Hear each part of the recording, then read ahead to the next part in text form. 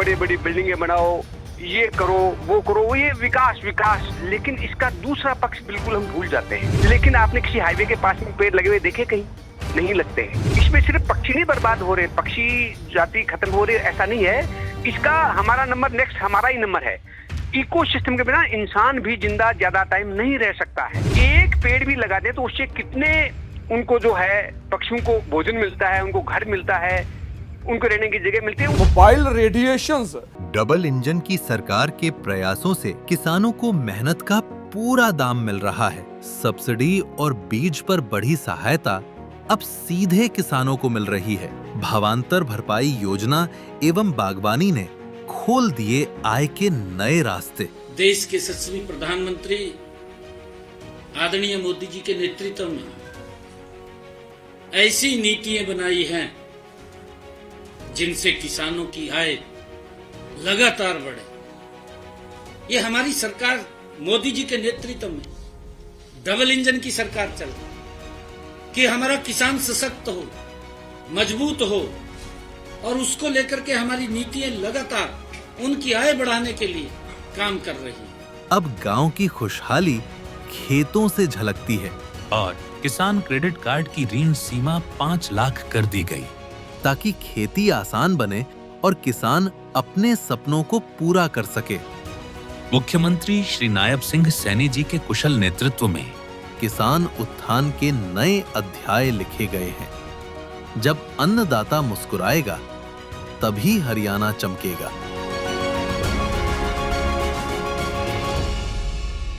ਕਿੰਨਾ ਕਸਰ ਪਾ ਰਹੀਆਂ ਨੇ ਪੰਛੀਆਂ ਦੇ ਉੱਪਰ, ਜਾਂ ਇਸ ਤੋਂ ਇਲਾਵਾ ਹੋਰ ਕਿਹੜੇ ਵੱਡੇ ਕਾਰਨ ਨੇ ਜਿਨ੍ਹਾਂ ਕਰਕੇ ਪੰਛੀਆਂ ਦੀਆਂ ਪ੍ਰਜਾਤੀਆਂ ਅਲੋਪ ਹੋ ਰਹੀਆਂ? ये तो बहुत गहरा असर पड़ता है रेडिएशन का, इतना गहरा कि फर्टिलिटी खत्म हो जाती है, अंडे हैच होने बंद हो जाते हैं और धीरे धीरे पूरा इकोसिस्टम तबाह होता है। हमारी यूनिवर्सिटी में भी कुछ स्टडीज हुई हैं और विदेशों में दुनिया भर की स्टडीज हैं। 5G टावर्स को तोड़ रहे हैं कई सारी जगह पे, लेकिन ये सॉल्यूशन नहीं है। जब आप स्प्रे छिड़कते हैं फसलों पे, कई लाखों क्विंटलों में छिड़कते हैं, करोड़ों टनों में छिड़कते हैं, वो सारा का सारा पंछियों के अंदर जा रहा है और उनसे बहुत बड़ी बड़ी प्रजातियां विलुप्त हो रही हैं। ਇਹ ਸਰਕਲ ਕਿਵੇਂ ਕੰਮ ਕਰਦਾ ਹੈ, ਯਾਨੀ ਕਿ ਮਨੁੱਖ ਨੂੰ ਇਹਨਾਂ ਪੰਛੀਆਂ ਦੀ ਲੋੜ ਕਿੰਨੀ ਕੁ?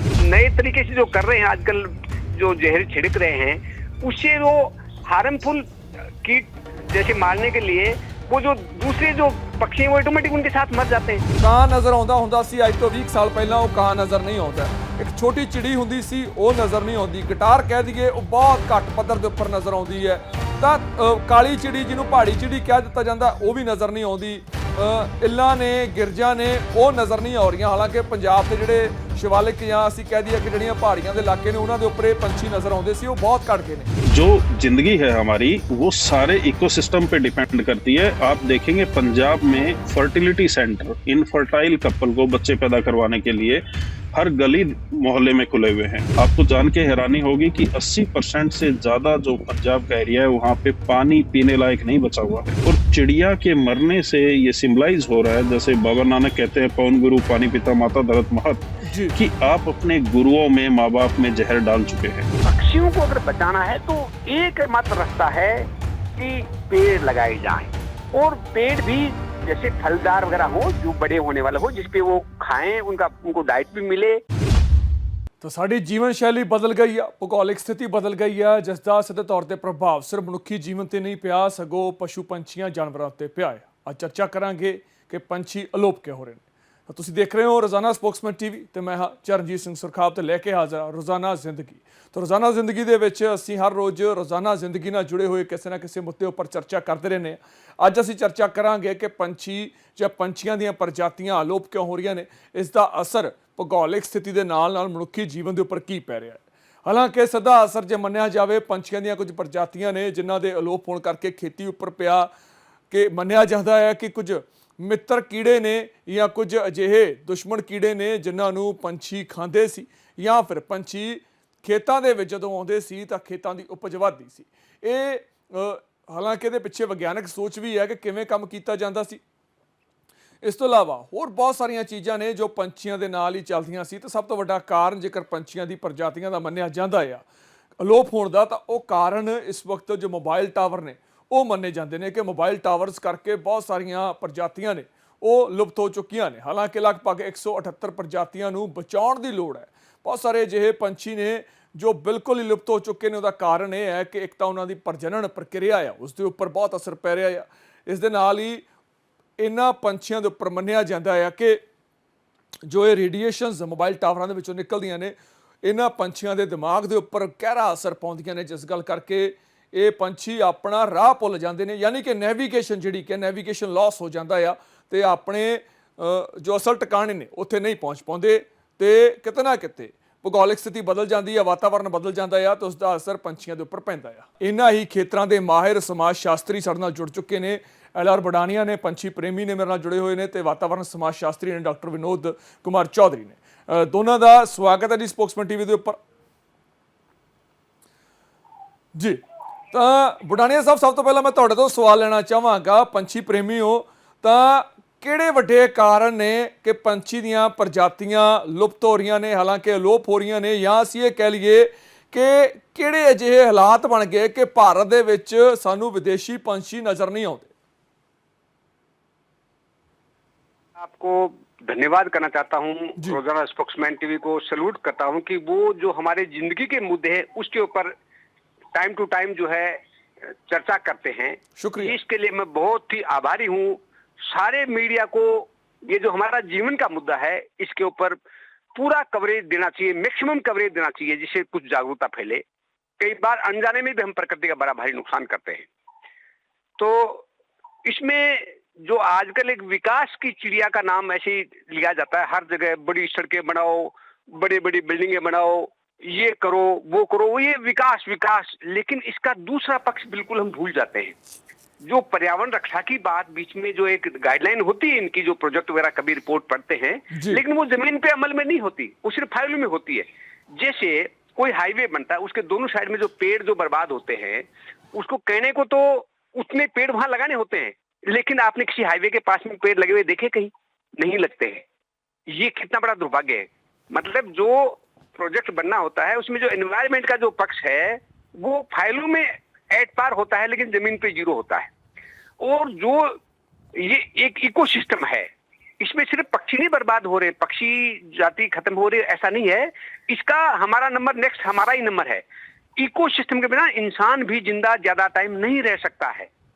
और जो जंगल खत्म हो रहे हैं, पेड़ पौधे खत्म हो रहे हैं, तो पक्षियों को तो घर पेड़ पौधे हैं।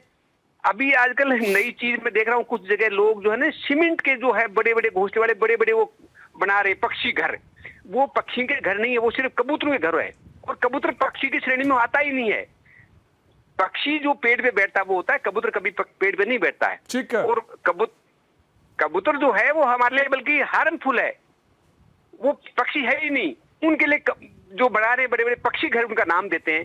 एक पेड़ भी लगा दें तो उससे कितने उनको जो है पक्षियों को भोजन मिलता है, उनको घर मिलता है, उनको रहने की जगह मिलती है। उससे वो एक इकोसिस्टम जो है पेड़ पौधों के बिना। ठीक है, ठीक है बਡਾਣੀਆ ਜੀ, मैं आना ਤੁਹਾਡੇ ਕੋਲ ਦੁਬਾਰਾ। ਡਾਕਟਰ ਵਿਨੋਦ ਕੁਮਾਰ ਚੌਧਰੀ ਸਾਡੇ ਨਾਲ ਜੁੜੇ ਹੋਏ ਨੇ। ਚੌਧਰੀ ਸਾਹਿਬ, ਇੱਕ ਚੀਜ਼ ਦਾ ਸਪਸ਼ਟ ਰੂਪ ਦੇ ਵਿੱਚ ਉੱਤਰ ਦਿਓ ਕਿ ਜਿਹੜਾ ਇਹ ਮੰਨਿਆ ਜਾਂਦਾ ਮੋਬਾਈਲ ਨੈਟਵਰਕ ਰੇਡੀਏਸ਼ਨਸ ਨੇ ਜਿਹੜੀਆਂ, ਹਾਲਾਂਕਿ ਮੋਬਾਈਲ ਨੈਟਵਰਕ ਵਾਲੀਆਂ ਕੰਪਨੀਆਂ ਤੇ ਕਹਿੰਦੀਆਂ ਨੇ ਕਿ ਅਸੀਂ ਨਿਯਮਾਂ ਤੋਂ ਬਾਹਰ ਨਹੀਂ ਜਾਂਦੇ, ਕਿਸੇ ਪ੍ਰਕਾਰ ਦੀਆਂ ਜਿਹੜੀਆਂ ਰੇਡੀਏਸ਼ਨਸ ਨੇ ਉਹ ਪੰਛੀਆਂ ਨੂੰ ਪ੍ਰਭਾਵਿਤ ਨਹੀਂ ਕਰਦੀਆਂ। ਇੱਕ ਬਹੁਤ ਸੋਹਣੀ ਫਿਲਮ ਵੀ ਇਹਦੇ ਉੱਪਰ ਬਣੀ ਹੋਈ ਸੀਗੀ, ਹਾਲਾਂਕਿ ਲੋਕਾਂ ਨੇ ਉਸ ਤੋਂ ਬਾਅਦ ਉਹ ਫਿਲਮ ਤੋਂ ਬਾਅਦ ਜਾਗਰੂਕ ਹੋਏ ਨਹੀਂ ਹੋਏ ਇਹ ਨਹੀਂ ਮੈਨੂੰ ਪਤਾ, ਪਰ ਮੋਬਾਈਲ ਰੇਡੀਏਸ਼ਨਸ ਕਿੰਨਾ ਕੁ ਅਸਰ ਪਾ ਰਹੀਆਂ ਨੇ ਪੰਛੀਆਂ ਦੇ ਉੱਪਰ, ਜਾਂ ਇਸ ਤੋਂ ਇਲਾਵਾ ਹੋਰ ਕਿਹੜੇ ਵੱਡੇ ਕਾਰਨ ਨੇ ਜਿਨ੍ਹਾਂ ਕਰਕੇ ਪੰਛੀਆਂ ਦੀਆਂ ਪ੍ਰਜਾਤੀਆਂ ਅਲੋਪ ਹੋ ਰਹੀਆਂ?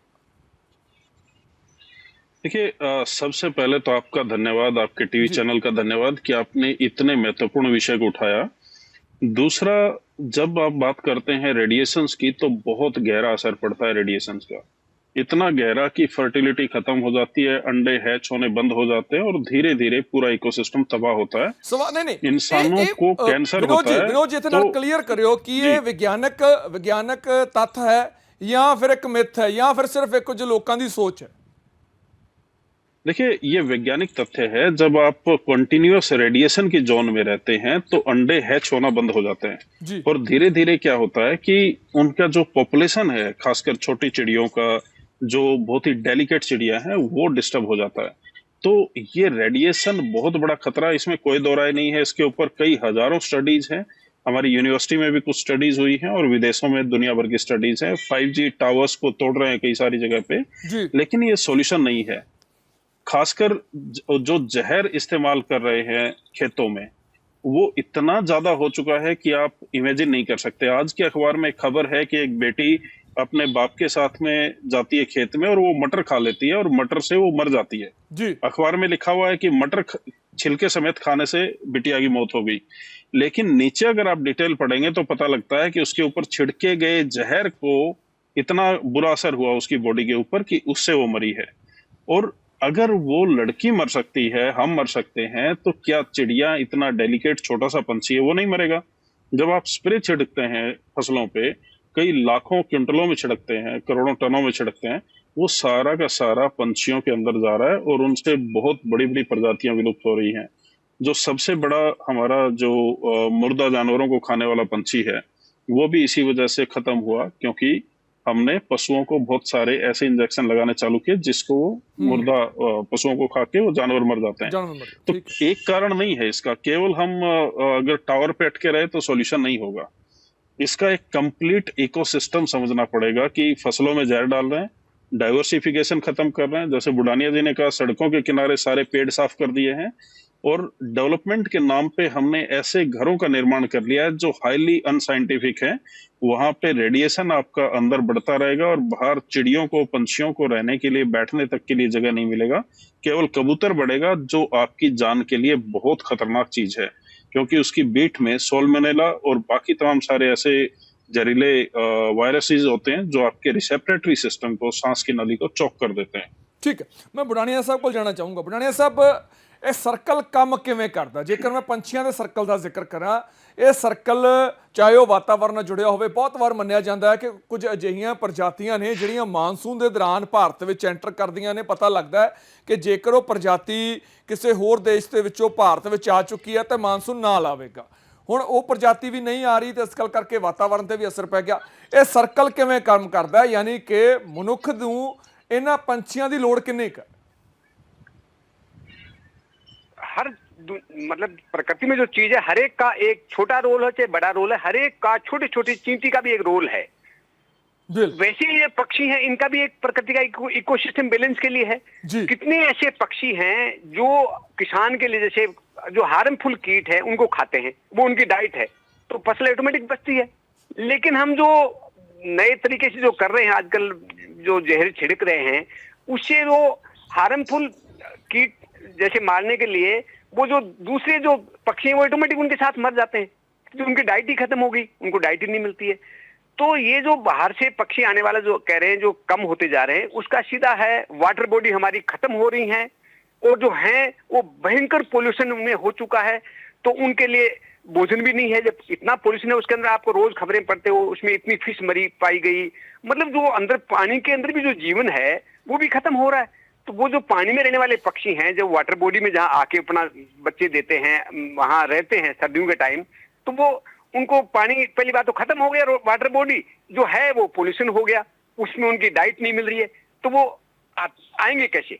और जब उनको आते हैं वो खत्म हो जाते हैं, तो ऑटोमेटिक संख्या खत्म होती जा रही है और वो सारा ही एक बैलेंस खत्म हो रहा है।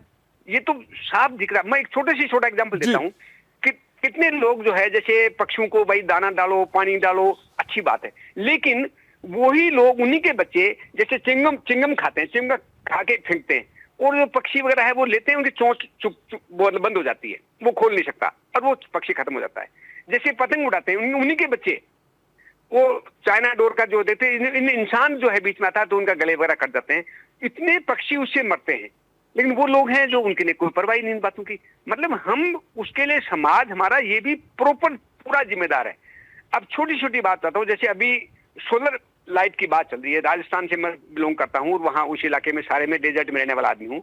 वहाँ जो सोलर पैनल जो लग रहे हैं, सोलर पार्क बन रहे हैं, और इकोनॉमी की बहुत बड़ा बूस्टअप की बात हो रही है और क्लीन एनर्जी की बात हो रही है, लेकिन वहाँ हजारों जो डेजर्ट का जो पेड़ है, जिसके लिए भी बहुत बड़ा आंदोलन भी चला, खेजड़ी, जिसको पंजाब में जंड या जाटी बोलते हैं, जी, उसको काट दिया गया है, और उससे साइंटिफिक स्टडी है कि 5-6 डिग्री टेम्परेचर और बढ़ गया।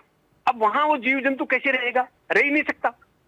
पेड़ उनके लिए खत्म हो गया जिसपे रह सकते हैं, जिसपे अंडे देंगे, जो घर बनाएंगे, वो खत्म हो गए, कहाँ बैठेंगे वो? तो जितनी कितनी दूर के अंदर जो है वो पक्षी खत्म हो जाएंगे, और हो ही गए, और टेम्परेचर बढ़ गया, तो उसके बाद अगला नंबर हमारा ही है, और हमारा नंबर वैसे आ ही चुका है। कितना कैंसर, कैसी कैसी बीमारियां आपके सामने है। मैं चौधरी साहब को जाना चाहूंगा। चौधरी साहब, अगला नंबर मनुख ਦਾ ਹੈ, ਇਹ ਕਿਹਾ ਜਾਂਦਾ? ਹਾਲਾਂਕਿ ਇੱਕ ਸਟੱਡੀ ਮੈਂ ਕਿਸੇ ਸਮੇਂ ਪੜ੍ਹੀ ਸੀ, ਅੱਜ ਤੋਂ ਤਕਰੀਬਨ 15 ਸਾਲ ਪਹਿਲਾਂ, ਕਿ ਮਧੂਮੱਖੀਆਂ ਦੇ ਉੱਪਰ ਬਹੁਤ ਬੁਰਾ ਪ੍ਰਭਾਵ ਪੈ ਰਿਹਾ, ਮਧੂਮੱਖੀਆਂ ਖਤਮ ਹੋ ਰਹੀਆਂ ਨੇ, ਤੇ ਇਹ ਮੰਨਿਆ ਜਾਂਦਾ ਹੈ ਕਿ ਜੇਕਰ ਮਧੂਮੱਖੀਆਂ ਸਾਰੀਆਂ ਦੁਨੀਆ ਤੋਂ ਖਤਮ ਹੋ ਗਈਆਂ ਤਾਂ ਅਗਲੇ 3-4 ਦਹਾਕਿਆਂ ਦੇ ਵਿੱਚ, ਯਾਨੀ ਕਿ 30-40 ਸਾਲਾਂ ਦੇ ਵਿੱਚ ਮਨੁੱਖ ਪ੍ਰਜਾਤੀ ਜਿਹੜੀ ਖਾਸ ਤੌਰ ਤੇ ਮਰਦ ਪ੍ਰਜਾਤੀ ਉਹ ਖਤਮ ਹੋ ਜਾਵੇਗੀ, ਉਸ ਦੇ ਉੱਪਰ ਬੁਰਾ ਪ੍ਰਭਾਵ ਪਵੇਗਾ। ਹੁਣ ਜੇਕਰ ਅਸੀਂ ਪ੍ਰਜਾਤੀਆਂ ਪੰਛੀਆਂ ਦੀ ਗੱਲ ਕਰ ਲਈਏ, ਜਿਹੜੇ ਅਸੀਂ ਅਕਸਰ ਦੇਖਦੇ ਹਾਂ ਭਾਰਤ ਦੇ ਵਿੱਚ, ਉੱਤਰ ਭਾਰਤ ਦੇ ਵਿੱਚ ਕਾਂ ਨਜ਼ਰ ਆਉਂਦਾ ਹੁੰਦਾ ਸੀ, ਅੱਜ ਤੋਂ 20 ਸਾਲ ਪਹਿਲਾਂ ਉਹ ਕਾਂ ਨਜ਼ਰ ਨਹੀਂ ਆਉਂਦਾ। ਇੱਕ ਛੋਟੀ ਚਿੜੀ ਹੁੰਦੀ ਸੀ, ਉਹ ਨਜ਼ਰ ਨਹੀਂ ਆਉਂਦੀ। ਗਿਟਾਰ ਕਹਿ ਦਈਏ, ਉਹ ਬਹੁਤ ਘੱਟ ਪੱਧਰ ਦੇ ਉੱਪਰ ਨਜ਼ਰ ਆਉਂਦੀ ਹੈ। ਤਾਂ ਕਾਲੀ ਚਿੜੀ, ਜਿਹਨੂੰ ਪਹਾੜੀ ਚਿੜੀ ਕਹਿ ਦਿੱਤਾ ਜਾਂਦਾ, ਉਹ ਵੀ ਨਜ਼ਰ ਨਹੀਂ ਆਉਂਦੀ। ਇੱਲਾਂ ਨੇ, ਗਿਰਜਾਂ ਨੇ, ਉਹ ਨਜ਼ਰ ਨਹੀਂ ਆ ਰਹੀਆਂ। ਹਾਲਾਂਕਿ ਪੰਜਾਬ ਦੇ ਜਿਹੜੇ ਸ਼ਿਵਾਲਿਕ ਜਾਂ ਅਸੀਂ ਕਹਿ ਦਈਏ ਕਿ ਜਿਹੜੀਆਂ ਪਹਾੜੀਆਂ ਦੇ ਇਲਾਕੇ ਨੇ, ਉਹਨਾਂ ਦੇ ਉੱਪਰ ਇਹ ਪੰਛੀ ਨਜ਼ਰ ਆਉਂਦੇ ਸੀ, ਉਹ ਬਹੁਤ ਘੱਟ ਗਏ ਨੇ। ਤਾਂ ਉਸ ਦਾ ਅਸਰ ਪੈ ਕੀ ਰਿਹਾ? ਜਿਹੜੇ 20 ਸਾਲਾਂ ਤੋਂ ਸਾਨੂੰ ਨਜ਼ਰ ਨਹੀਂ ਆ ਰਹੇ, 15 ਸਾਲਾਂ ਤੋਂ ਨਜ਼ਰ ਨਹੀਂ ਆ ਰਹੇ, ਉਹਦਾ ਅਸਰ ਕੀ ਪੈ ਰਿਹਾ? देखिए चरणजीत जी, आपने जो मुद्दा उठाया है वो इतना गंभीर है और इतना विस्तृत है कि उसको समझने के लिए हमें कई घंटों की डिस्कशन चाहिए। जी जी। एक मैं छोटा सा एग्जांपल देता हूं कि मैं अभी पिंगलवाड़ा था अमृतसर में, और उनका जो फार्म है वो पूरी तरह प्राकृतिक फार्म है। ठीक है। वहां पे हजारों की संख्या में कां वहां पे है, और इतनी बड़ी संख्या में वहां पे बैठने के लिए जगह है, उनके पास पानी की जगह है, साफ पानी उनको पीने के लिए मिल रहा है, खाने के लिए कुछ ना कुछ वहां पे अवेलेबल है। क्योंकि वो प्राकृतिक खेती कर रहे हैं, इसलिए वहां पे सब किस्म के जीव जंतु आ गए हैं। और खेती का मतलब केवल जोना या धान उगाना नहीं होता है, वो अपने पैरों पे कुल्हाड़ी मारना है। धान हम खाते नहीं है, उगाते ज्यादा, और फिर उसको आग लगा के फिर एक और इकोसिस्टम का क्राइसिस कर लेते हैं। तो आपने जो कहा में जिंदगी खत्म हो जाएगी, अगर मधुमक्खी खत्म होती है तो वो 4-5 साल में ही खत्म होनी चालू हो जाती है। ठीक है। जो जिंदगी है हमारी, वो सारे इकोसिस्टम पे डिपेंड करती है। आप देखेंगे पंजाब में फर्टिलिटी सेंटर इनफर्टाइल कपल को बच्चे पैदा करवाने के लिए हर गली मोहल्ले में खुले हुए हैं। वो इसलिए खुले हुए हैं क्योंकि हमने पूरा इकोसिस्टम को बर्बाद किया। चिड़िया एक सिंबल है कि चिड़िया मर रही है, तो फिर बहुत बड़ी संख्या में मधुमक्खियां मर चुकी हैं, तितलियां मर चुकी हैं, और छोटे मोटे कीड़े मकोड़े मर चुके हैं, और उनका भोजन श्रृंखला खत्म होने से आखिर में चिड़िया मर रही हैं, और जहर भी हम डाल रहे हैं, वाटर बॉडी भी खराब कर रहे हैं। जो बड़ी विंड टर्बाइन लगती है उनसे भी लाखों पंछी मरते हैं। यूरोप में बहुत सारी जगह बंद कर दी गई है विंड टर्बाइन को। जो आपने कहा कि विदेशी पंछी जो हमारे यहाँ पे आते थे, वो इसलिए नहीं आ रहे हैं क्योंकि एक तो ग्लोबल वार्मिंग, क्लाइमेट चेंज का थोड़ा असर है, दूसरा जिन जगहों पे वो आते थे वहां पे हमने बहुत सारे जहर को डाल दिया है। आपको जान के हैरानी होगी कि 80% से ज्यादा जो पंजाब का एरिया है वहां पे पानी पीने लायक नहीं बचा हुआ है। बिल्कुल। उसमें या तो फिकल मैटर है या हैवी मेटल्स है। तो जो चिड़िया हैं वो एक सिंबल है कि हमने बहुत कुछ पहले बर्बाद कर दिया है, और चिड़िया के मरने से ये सिंबलाइज हो रहा है, जैसे बाबा नानक कहते हैं, पवन गुरु पानी पिता माता धरत महत, कि आप अपने गुरुओं में, माँ बाप में जहर डाल चुके हैं। ठीक है। यानी कि ਅਸੀਂ ਵਾਤਾਵਰਨ ਨੂੰ ਗੰਦਲਾ ਹੀ ਇੰਨਾ ਕਰ ਚੁੱਕੇ ਹਾਂ ਆਪਣੀਆਂ ਕੁਝ ਗਲਤੀਆਂ ਦੇ ਨਾਲ ਕਿ ਆਉਣ ਵਾਲਾ ਭਵਿੱਖ ਸਾਡਾ ਹੋਰ ਖਤਰੇ 'ਚ ਹੈ। ਬੁਢਾਣੀਆ ਸਾਹਿਬ, ਮੈਂ ਹੁਣ ਜ਼ਿਕਰ ਕਰਾਂਗਾ, ਜਿਵੇਂ ਕਿ ਚੌਧਰੀ ਸਾਹਿਬ ਨੇ ਦੱਸਿਆ ਕਿ ਬਹੁਤ ਸਾਰੇ ਪੰਛੀ ਨੇ ਜੋ ਆਪਣੇ ਆਪ ਨੂੰ ਕਿਸੇ ਖਾਸ ਖੇਤਰਾਂ ਉੱਪਰ ਸੀਮਤ ਕਰਕੇ ਰੱਖ ਚੁੱਕੇ ਨੇ। ਫਿਰ ਚਾਹੇ ਉਹ ਜੰਗਲ ਹੋਣ ਜਾਂ ਫਿਰ ਜਿੱਥੇ ਜਿੱਥੇ ਬਹੁਤ ਵੱਡੇ ਪੱਧਰ ਤੇ ਕੁਦਰਤੀ ਖੇਤੀ ਹੋ ਰਹੀ ਹੈ, ਉੱਥੇ ਹੀ ਉਹ ਪੰਛੀ ਦੇਖਣ ਨੂੰ ਮਿਲਦੇ ਨੇ। ਜੇਕਰ ਪੰਛੀਆਂ ਨੇ ਆਪਣਾ ਦਾਇਰਾ ਸੀਮਤ ਕਰ ਲਿਆ ਆ ਤਾਂ ਉਸ ਦਾ ਅਸਰ ਵਾਤਾਵਰਨ ਦੇ ਉੱਪਰ, ਜਾਂ ਫਿਰ ਮੈਂ ਜੇ ਗੱਲ ਕਰਾਂ ਕਿ ਪੇਂਡੂ ਖੇਤਰਾਂ ਵਿੱਚ ਪੰਛੀ ਸਾਨੂੰ ਨਜ਼ਰ ਆਉਂਦਾ ਲੇਕਿਨ ਸ਼ਹਿਰੀ ਖੇਤਰਾਂ 'ਚ ਨਜ਼ਰ ਨਹੀਂ ਆਉਂਦਾ, ਤਾਂ ਉਸ ਦਾ ਅਸਰ ਸ਼ਹਿਰੀ ਖੇਤਰ ਦੇ ਲੋਕਾਂ ਉੱਪਰ ਕੀ ਪੈ ਰਿਹਾ? बिल्कुल इनकी बात से मैं सहमत हूँ, पूरी तरह सहमत हूँ। आप ये साइंटिफिक स्टडी हो चुके हैं। जैसे मान लो जहाँ पूरा प्राकृतिक माहौल है, तरह तरह के पक्षी वगैरह हैं, अलग अलग तरह की आवाज करते हैं, अगर उनके बीच में अगर बीमार आदमी को अगर बैठाया जाए प्रॉपर टाइम, तो वो भी ठीक जल्दी होना शुरू हो जाता है विदाउट मेडिसिन। तो ये इकोसिस्टम का ही पार्ट है। तो उसमें क्या है, जैसे मैं छोटा सा एग्जांपल देता हूँ, ये आजकल हम जो गमले वगैरह लगाते हैं, गमलों में पक्षी नहीं जिंदा रह सकता, उस पर घर घोंसला नहीं बना सकता। मेरे घर के पास चंडीगढ़ में एक छोटी सी बेल मैंने लगा रखी है, उसको मैंने जहाज टाइप बना दिया, उसका पोल है, उसको रस्सी से बांध दिया। आपको हैरान होंगे कि उस जहाज के ऊपर भी कम से कम 15-10 तरह की अलग तरह की चिड़िया वहां आती हैं, उसके फूलों को जूस पीती हैं, वहां बैठती हैं, अलग तरह की आवाजें निकालती हैं। वहां बैठता हूं, मुझे इतना सुकून मिलता है। तो पक्षियों को अगर बचाना है तो एकमात्र रास्ता है कि पेड़ लगाए जाएं, और पेड़ भी जैसे फलदार वगैरह हो, जो बड़े होने वाला हो, जिसपे वो खाएं, उनको डाइट भी मिले, और इसमें जो है वो घर भी ਬਡਾਣੀਆ ਸਾਹਿਬ बनाएंगे। ਕਿਸ ਤਰ੍ਹਾਂ ਦੇ ਰੁੱਖ ਹਾਈਬ੍ਰਿਡ ਰੁੱਖ ਲਾਏ ਜਾਣੇ ਚਾਹੀਦੇ ਨੇ ਜਾਂ ਮੇਰਾ ਸਵਾਲ ਲੈ ਲਿਓ, ਜਾਂ ਅੱਜ ਕੱਲ ਜਿਹੜੇ ਪਾਮਸ ਲਾਏ ਜਾਂਦੇ ਨੇ ਘਰਾਂ ਦਾ ਸ਼ਿੰਗਾਰ ਜਿਹੜੇ ਰੁੱਖ ਬਣਦੇ ਨੇ ਕੀ ਉਹ ਲਾਏ ਜਾਣੇ ਚਾਹੀਦੇ ਨੇ? मैं उसी बात पे आ रहा था, पाम वाली बात पे ही मैं आ रहा था। ये पाम वगैरह ये बिल्कुल बकवास है। सिर्फ ये बड़े बड़े, आप अगर आरटीआई से जवाब मांगेंगे तो एक एक पेड़ जो है मेरे हिसाब से 10-15 हजार का परचेज करते होंगे, जिसका जीरो फायदा है, जीरो फायदा। किसी मैंने पाम के ट्री के ऊपर आज तक किसी एक चिड़िया को बैठे हुए नहीं देखा, कोई फायदा नहीं उसका। पेड़ ऐसा हो जो बड़ा हो, जिसके फल लगता हो। जैसे मैंने कई बार मैं वीडियो डालता हूं, जैसे गुल्लर का पेड़ होता है, गुल्लर, उसके 12 महीने फल आता है, और इतना पक्षियों को भोजन और पानी दोनों मिलता है, भोजन और पानी दोनों मिलता है, क्योंकि वो फल ऐसा है कि उसमें पानी की पूर्ति भी हो जाती है। तो इस तरह के बड़े होने वाले, मैं तो टाइम टू टाइम प्लांटेशन करता हूं, मैं तो कोई त्योहार भी पेड़ लगा के मनाता हूं, और वो पेड़ वो जो बड़ा हो और जिसके फल भी लगे, चाहे इंसान ना खाए, पक्षी खाए, तो उनका घर भी मिले। ठीक तो वो मैं चौधरी साहब को जाना चाहूँगा। मेरा आखिरी सवाल है चौधरी ਸਾਹਿਬ, ਘਰੇਲੂ ਤੌਰ ਤੇ ਅਸੀਂ ਦੇਖਦੇ ਹਾਂ ਜਾਂ ਆਮ ਤੌਰ ਤੇ ਅਸੀਂ ਦੇਖਦੇ ਹਾਂ ਕਿ ਅਸੀਂ ਆਪਣੇ ਘਰਾਂ ਦੇ ਉੱਪਰ ਪਾਣੀ ਰੱਖ ਦਿੰਦੇ ਹਾਂ, ਜਾਂ ਕੋਈ ਛੋਟਾ ਮੋਟਾ ਜਿਹੜਾ ਲੱਕੜ ਦਾ ਘਰ ਬਣਿਆ ਮਿਲ ਜਾਂਦਾ ਹੈ ਪੰਛੀਆਂ ਦਾ, ਉਹ ਅਸੀਂ ਰੱਖ ਦਿੰਦੇ ਹਾਂ ਕਿ ਪੰਛੀ ਆਉਣਗੇ ਉਸ ਘਰ ਦੇ ਵਿੱਚ ਸਰਵਾਈਵ ਕਰ ਸਕਣਗੇ। ਪਰ ਪੰਛੀਆਂ ਦੀ ਨੇਚਰ ਜਿਹੜੀ ਆਪਣੀ ਆਲਣਾ ਬਣਾਉਣ ਦੀ ਹੁੰਦੀ ਆ ਉਹ ਖਤਮ ਹੋ ਰਹੀ ਹੈ। ਜਿਹੜੇ ਲੱਕੜ ਦੇ ਘਰ ਨੇ ਇਹ ਕਿੰਨੇ ਕੁ ਕਾਰਗਰ ਸਾਬਤ ਹੋ ਰਹੇ ਨੇ? ਫਿਰ ਚਾਹੇ ਉਹ ਗਲੀ ਗਲੀ ਦੇ ਮੋੜ ਮੋੜ ਉੱਪਰ ਅਸੀਂ ਲਗਾ ਦਿੱਤੀਏ, ਕਿ ਉਹਨਾਂ ਦੇ ਨਾਲ ਪੰਛੀਆਂ ਦੀਆਂ ਪ੍ਰਜਾਤੀਆਂ ਬਚ ਜਾਣਗੀਆਂ? देखिए चरणजीत जी, ये ऐसा ही है कि किसी की टांग काट के उसको बैसाखी दे दी जाए, ठीक है, और उससे काम चलना नहीं है। जिसकी गलती से या एक्सीडेंट में टांग कट गया उसको बैसाखी देना समझ में आता है। मैंने अपने खेत में हजारों रुख लगा दिए हैं, बहुत किस्म के फल के और बांस के और कई सारे पेड़ लगा दिए। दुनिया भर की चिड़िया आती है। आप अगर देखेंगे कि हमारे कलाम साहब ने कहा था, जो हमारे राष्ट्रपति रहे, कि अगर आपको सुकून चाहिए, पानी चाहिए, पंछी चाहिए, या आपको बारिश चाहिए, कुछ भी चाहिए, तो आप पेड़ लगाओ। और पेड़ लगा दिया तो सारा कुछ अपने आप सॉल्यूशन हो जाता है। और हमारे खेत में कोई हम जहर नहीं डालते हैं, इतने सारे कीड़े मकोड़े होते हैं, चिड़िया खा के बैलेंस कर देती हैं। चूहे थोड़े हुए, उसके बाद में चूहों को खाने वाली चिड़िया आ गई। तो जो भी वहां पे इम्बैलेंस हो रहा है उसको खाने के लिए वो स्पेसिफिक किस्म की चिड़िया आ जाती है। हर चिड़िया फल नहीं खाती, हर चिड़िया कोई एक किस्म का जानवर नहीं खाती। हर एक भोजन श्रृंखला को आप जहर डाल के मनुखी तरीके से अगर कंट्रोल करेंगे तो आप कभी भी इकोसिस्टम नहीं बना पाएंगे। ठीक है। तो आज हम एक सेमिनार कर रहे हैं कि पराली को कैसे इस्तेमाल करें। तो पराली को फर्स्ट प्लेस तो होनी नहीं चाहिए पंजाब में। हरित भ्रांति के नाम पे, हरित क्रांति नहीं, हरित भ्रांति के नाम पे हमें एक सगुफा पकड़ा दिया गया, और उसको ठीक करने के लिए आप दुनिया भर के पैसे भी खर्च कर रहे हैं और इकोसिस्टम को भी बर्बाद कर रहे हैं। तो अंत में जो चिड़िया खत्म हो रही हैं वो साइन है कि इंसानों के खत्म होने का समय नजदीक है। ठीक है चौधरी साहब, बहुत बहुत धन्यवाद। बडाणी साहब ਤੁਹਾਡਾ बहुत बहुत धन्यवाद। ਦੁਬਾਰਾ ਕਦੇ ਤੁਹਾਡੀਆਂ ਸੇਵਾਵਾਂ ਜ਼ਰੂਰ ਲਵਾਂਗੇ, ਕਿਉਂਕਿ ਇਹ ਵਿਸ਼ਾ, ਇਹ ਚਰਚਾ ਦਾ ਮੁੱਦਾ ਬਹੁਤ ਅਹਿਮ ਹੈ, ਸਾਡੀ ਜ਼ਿੰਦਗੀ ਨਾਲ ਜੁੜਿਆ ਹੋਇਆ। ਤਾਂ ਫਿਲਹਾਲ ਲਈ ਸਮਾਂ ਘੱਟ ਹੈ, ਬਹੁਤ ਬਹੁਤ ਧੰਨਵਾਦ। ਤਾਂ ਰੋਜ਼ਾਨਾ ਜ਼ਿੰਦਗੀ ਦੀ ਪੇਸ਼ਕਸ਼ ਦੇ ਵਿੱਚ ਅਸੀਂ ਅਕਸਰ ਦੇਖਦੇ ਹਾਂ ਕਿ ਲੋਕਾਂ ਨਾਲ ਜੁੜੇ ਹੋਏ ਮੁੱਦੇ ਜਿਹੜੇ ਨੇ ਉਹ ਵਿਚਾਰਦੇ ਹਾਂ, ਤੇ ਲੋਕ ਬਹੁਤ ਹੀ ਪਸੰਦ ਕਰ ਰਹੇ ਨੇ ਇਸ ਸ਼ੋਅ ਨੂੰ, ਬਹੁਤ ਪਿਆਰ ਦੇ ਰਹੇ ਨੇ। ਮੈਨੂੰ ਉਮੀਦ ਹੈ ਕਿ ਅੱਜ ਦਾ ਸ਼ੋਅ ਵੀ ਤੁਹਾਨੂੰ ਬਹੁਤ ਪਸੰਦ ਆਇਆ ਹੋਵੇਗਾ, ਤੇ ਤੁਸੀਂ ਵੀ ਕੋਸ਼ਿਸ਼ ਕਰੋਗੇ ਕਿ ਪੰਛੀਆਂ ਨੂੰ ਬਚਾਇਆ ਜਾ ਸਕੇ, ਤਾਂ ਹੀ ਅਸੀਂ ਆਪਣੀ ਜੋ ਮਨੁੱਖ ਪ੍ਰਜਾਤੀ ਹੈ ਜਾਂ ਭਵਿੱਖ ਉਸ ਨੂੰ ਬਚਾ ਸਕਦੇ ਹਾਂ।